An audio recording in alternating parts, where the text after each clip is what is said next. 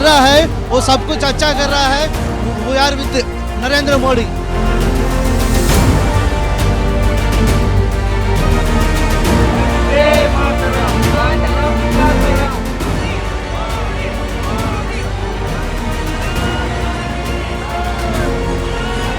He is the best person for Bharat to negotiate with Trump. बाकी सब लोग ludicrous।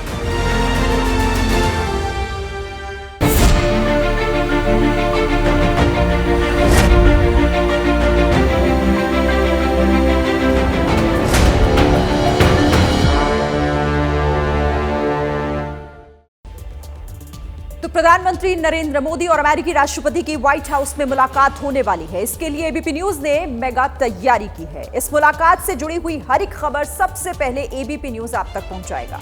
हर खबर और उसका असर सबसे पहले आप तक पहुंचाने के लिए एबीपी न्यूज के रोविंग एडिटर जगविंदर पटियाल और संवाददाता विशाल पांडे सीधे वॉशिंगटन डीसी से मोर्चा संभाले हुए हैं। आप दोनों का स्वागत है। मैं आपके पास आऊंगी। देखिए, डोनाल्ड ट्रंप के दूसरी बार अमेरिका के राष्ट्रपति बनने के बाद मोदी की ये पहली अमेरिकी यात्रा है और इस मुलाकात को लेकर हिंदुस्तान से लेकर अमेरिका तक जोश हाई है।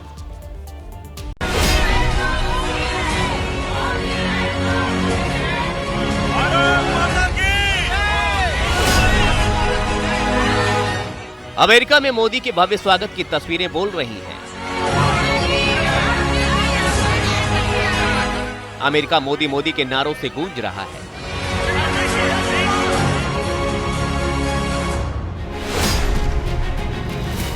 प्रधानमंत्री मोदी वाया फ्रांस अमेरिका पहुंचे तो वॉशिंगटन पलके बिछाए मोदी का इंतजार कर रहा था। मोदी आगे बढ़े तो भारतीय समुदाय के लोग बर्फीली हवाओं के बीच मोदी का गर्मजोशी से स्वागत करने को तैयार खड़े थे।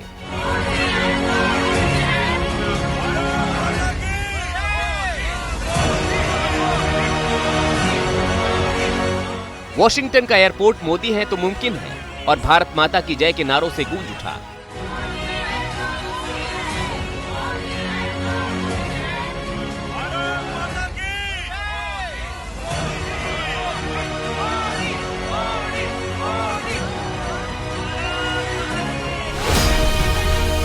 मोदी सीधे एयरपोर्ट से ब्लेयर हाउस पहुंचे। यहां भी भारतीय समुदाय के लोग उनके स्वागत में मौजूद थे। प्रधानमंत्री मोदी का ये काफिला इस वक्त ब्लेयर हाउस के अंदर प्रवेश कर रहा है। पुलिस के चाक चौबंद बंदोबस्त किए गए हैं और कुछ लोग देखिए यहाँ पर मौजूद हैं जो मोदी के अभिवादन के लिए आए हैं। हालांकि बारिश हो रही है, 3 डिग्री टेम्परेचर है, फिर भी कुछ लोग यहाँ पर पहुंचे हुए हैं। कहाँ से आए हैं आप? हम इंडिया से। इंडिया से आए हैं यहाँ। तो इंडिया से आपको अभिवादन करने के लिए यहाँ तक आना पड़ गया? विवादन नहीं, सपोर्ट करने का। जो भी नरेंद्र मोदी जो कर रहा है वो सब कुछ अच्छा कर रहा है। We are with Narendra Modi. He is coming for the prosperous and development for the India. Modi ji knows how to negotiate. PM Modi president guest house यानी आलीशान ब्लेयर हाउस में रुके हैं। ये व्हाइट हाउस के ठीक सामने है। 200 साल पुराने इस गेस्ट हाउस में वर्ल्ड लीडर्स ठहरते हैं। इसके बाद ब्लेयर हाउस में शुरू होता है मुलाकातों का सिलसिला। पीएम से सबसे पहले मिलने आती हैं तुलसी गबार्ड। तुलसी गबार्ड अमेरिका के नेशनल इंटेलिजेंस डायरेक्टर हैं। मुलाकात से कुछ घंटे पहले ही ट्रंप सरकार में अहम पद संभालने वाली तुलसी गबार्ड को पीएम मोदी ने बधाई दी। तुलसी गबार्ड कौन है, ये जानना समझना भी जरूरी है। तुलसी CIA और NSA समेत अमेरिका की कुल 18 खुफिया एजेंसियों की जिम्मेदारी संभालेंगी। तुलसी गबार्ड पूर्व में एक सैन्य अधिकारी रह चुकी हैं। तुलसी इराक और कुवैत में भी काम कर चुकी हैं और अमेरिका में हिंदुओं के मुद्दों को मुखरता से उठाती रही हैं। तुलसी गबार्ड खुद को हिंदू बताती हैं, लेकिन वो भारतीय मूल की नहीं है। उनकी मां कैरल ने हिंदू धर्म अपना लिया, जबकि उनके पिता रोमन कैथोलिक ईसाई थे। हिंदू धर्म की प्रभाव की वजह से ही तुलसी की मां कैरल ने अपने बच्चों के हिंदू नाम रखे। इस अहम मुलाकात के बाद अब सबको पीएम मोदी और अमेरिकी राष्ट्रपति डोनाल्ड ट्रंप का इंतजार है।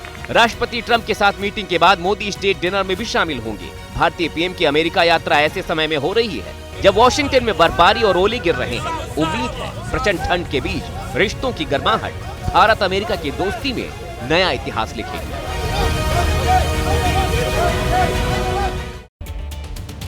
तो 36 घंटों का प्रधानमंत्री नरेंद्र मोदी का ये अमेरिका का विजिट है। और आइए इस पर बात करने के लिए हमारे दो सहयोगी जगविंदर पटियाल और विशाल पांडे वॉशिंगटन डीसी से हमारे साथ जुड़े हुए हैं। सबसे पहले जगविंदर जी, आपके पास आते हुए, वैसे तो पीएम मोदी का ये पूरा विजिट ही कई मायनों में खास है, लेकिन मैं आपसे उस मुलाकात के मायने समझना चाहती हूं जिस पर सिर्फ भारत की नहीं बल्कि निगाह दुनिया के कई देशों की टिकी हुई है, मोदी और ट्रंप की मुलाकात।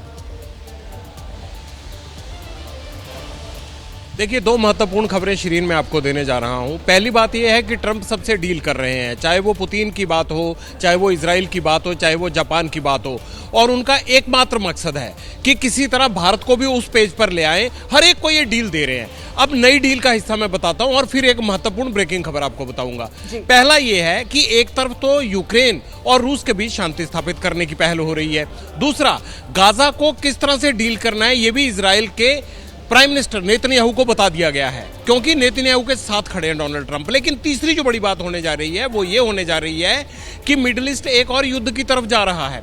एक डील दी है ईरान को ट्रंप ने। उसने कहा है कि मैं इनसे बातचीत करना चाहता हूं, इनको एक डील देना चाहता हूं।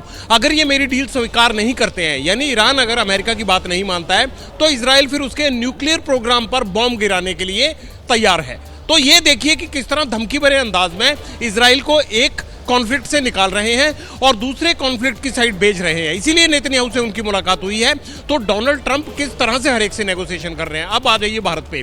भारत में ट्रेड के हिसाब से क्या क्या भारत को मिलेगा, क्या क्या अमेरिका को मिलेगा, ये थोड़ी देर में तय हो जाएगा। अभी यहाँ सुबह का वक्त है और जैसे जैसे शाम ढलेगी दोनों के मुलाकात की खबरें और ट्रेड डील में क्या हुआ और क्या क्या चीज़ें भारत को मिली और क्या क्या अमेरिका को मिलेंगी ये तय होगा। अब अगली ब्रेकिंग खबर सुन लीजिए जिस पे भारत की नजरें लगी हुई हैं, वो है अवैध प्रवासियों का डिपोर्टेशन। तो ताजा खबर ये है कि अगले 3 दिन में एक और फ्लाइट जो है वो पहुंच सकती है भारत। और मेरे जो सूत्र बता रहे हैं वो ये बता रहे हैं कि 16 और 17 तारीख को इसके पहुंचने के पूरे आसार हैं। अब ये फ्लाइट यूएस का वही एयरक्राफ्ट होगा C-17 या फिर सिविल फ्लाइट होगी, इसके बारे में कुछ भी क्लियर नहीं है। लेकिन अमेरिका ने तैयारी ये कर रखी है कि भारत के जो अवैध प्रवासियों को भेजने का दूसरा बैच है वो 16 या 17 तारीख को भारत पहुंच जाना चाहिए अमेरिका से। अब इसमें अगर मोदी फ्लैग करते हैं और इस बात को टाल देते हैं तो जाहिर सी बात है कि ये पॉलिटिकल लिहाज से उनकी बड़ी जीत होगी। अगर ट्रंप उनकी बात मान लेते हैं और जो डील्स हैं वो सब अपने ठिकाने पर रहती हैं और 16 और 17 तारीख को ये वापसी बैच की होती नहीं है या फिर होती है तो सिविल फ्लाइट में होती है, ना कि यूएस के एयरक्राफ्ट में, तो ये मान लिया जाएगा कि मोदी की दोस्ती का फर्ज अदा कर दिया ट्रंप ने और उन्होंने वो जो अपमानित तरीके से भेजने का तरीका था वो बदला है। लेकिन अगर ऐसा नहीं हो पाया, 14 को मोदी भारत वापस पहुंचेंगे और 15 को यहां से वो फ्लाइट चलेगी और 16 या 17 को मान लीजिए कि वो भारत के किसी भी एयरपोर्ट पर पहुंच सकती है। वो पंजाब भी हो सकता है, कोई दूसरा भी हो सकता है, उसके बारे में क्लैरिटी नहीं है।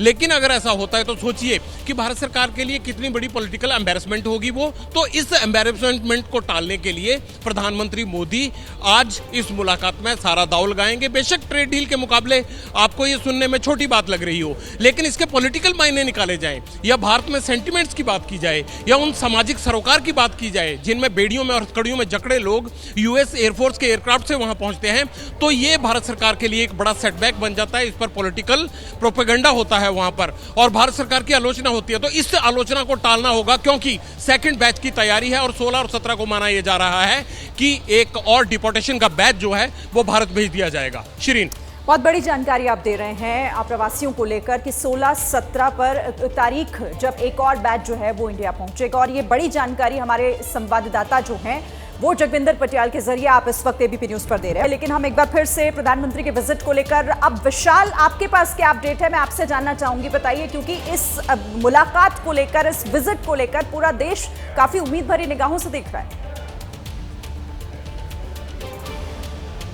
बिल्कुल शिरीन, देखिए प्रधानमंत्री नरेंद्र मोदी आज शाम स्थानीय समय के मुताबिक 4 बजे व्हाइट हाउस में डोनाल्ड ट्रंप से मुलाकात करेंगे। लेकिन उससे पहले अब से थोड़ी देर बाद भारतीय समय के मुताबिक रात 9 बजे उनकी मुलाकात अमेरिका के राष्ट्रीय सुरक्षा सलाहकार के साथ होगी। उसके ठीक बाद एलन मस्क से प्रधानमंत्री नरेंद्र मोदी की मुलाकात होगी और विवेक रामास्वामी भी प्रधानमंत्री नरेंद्र मोदी से मुलाकात करेंगे।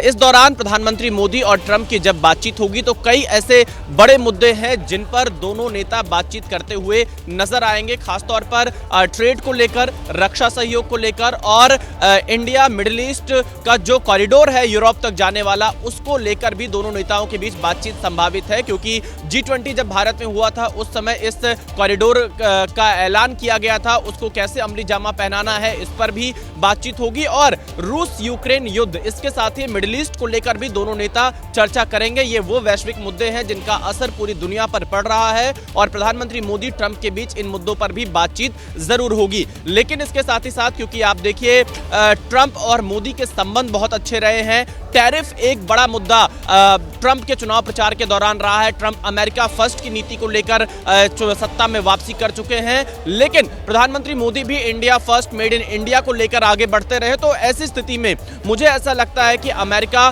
कोई बहुत ज्यादा दबाव भारत पर बनाने की स्थिति में नहीं रहेगा, बराबरी पर बातचीत होगी और दोनों देश आपसी हित को ध्यान में रखकर टैरिफ और व्यापार से संबंधित मुद्दों पर चर्चा करेंगे। कुछ ऐसी चीजें हैं जिसे भारत स्वीकार कर रहा है, कुछ ऐसी चीजें जिन्हें अमेरिका स्वीकार करेगा। यह कहा जा सकता है कि इस मुलाकात के बाद भारत और अमेरिका के बीच जो ग्लोबल स्ट्रेटेजिक पार्टनरशिप है उसे और ज्यादा मजबूत होने की उम्मीद है। लेकिन शिरीन, एलन मस्क से प्रधानमंत्री का मिलना यह दिखाता है कि भारत इतना बड़ा बाजार है, एलन मस्क उस बाजार में एंट्री करना चाहते हैं और एलन मस्क डोनाल्ड ट्रंप के बेहद करीबी माने जाते हैं। उन्होंने बाकायदा फंडिंग की, उन्हें डिपार्टमेंट ऑफ गवर्नेंस एफिशिएंसी का चीफ बनाया गया है अमेरिका में। तो एलन मस्क जब प्रधानमंत्री मोदी से मिलेंगे तो नजरें बनी रहेंगी। देखना होगा कि उस मुलाकात के क्या मायने निकलकर सामने आते हैं। मैं एक बार फिर से जगविंदर जी आपके पास आती हूँ और जिस मुलाकात की बात हम कर रहे थे थोड़ी देर पहले, आपने कहा कि ये देखना बहुत महत्वपूर्ण होगा कि क्या अप्रवासियों के मुद्दे पर वो दबाव प्रधानमंत्री बना पाते हैं या फिर नहीं।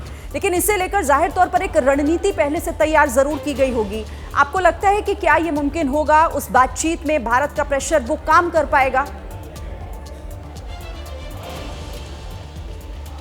देखिए, इसे मुमकिन करना पड़ेगा। अगर मान लीजिए ये मुमकिन नहीं हुआ तो उसके बाद जब प्रधानमंत्री वापस लौटेंगे, जो कांग्रेस करेगी, जो उनके बाकी विरोधी दल करेंगे, इंडिया गठबंधन के जो सहयोगी हैं जो वो दल करेंगे, जिस तरह से प्रोपेगेंडा होगा, इस बात का मीडिया ट्रायल होगा। दूसरी बात, मीडिया ट्रायल होना लाजमी भी है क्योंकि एक बैच जिस तरह से आया उसी को लेकर अभी जो राजनीति है वो थम नहीं रही है। बेशक इसके अगर हम दोनों देशों के रिश्तों की बात करें तो मायने ना निकलते हों, या ट्रेड से जुड़ी भारत को बड़े फायदों की बात करते हो तो शायद इसके मायने ना हो, लेकिन भारतीय राजनीति के लिहाज से, भारतीय पब्लिक के लिहाज से ये तिरस्कार सहन नहीं किया जाएगा। और मुझे लगता है अगर प्रधानमंत्री मोदी यूएस एयरक्राफ्ट की बजाय और उन हथकड़ियों और बेड़ियों को बदलने में कामयाब रहते हैं तो जाहिर सी बात है कि भारत सरकार के लिए एक बड़ी जीत होगी और इस मीटिंग के असली मायने भारत के लोगों को भी नजर आएंगे। देखना काफी दिलचस्प होगा। बहरहाल आप दोनों ही लगातार इस पर नजर बनाकर रखिएगा क्योंकि ये विजिट बहुत महत्वपूर्ण है, ये मुलाकात बहुत महत्वपूर्ण है और ये बड़ी कवरेज एबीपी न्यूज पर आगे भी जारी रहेगी।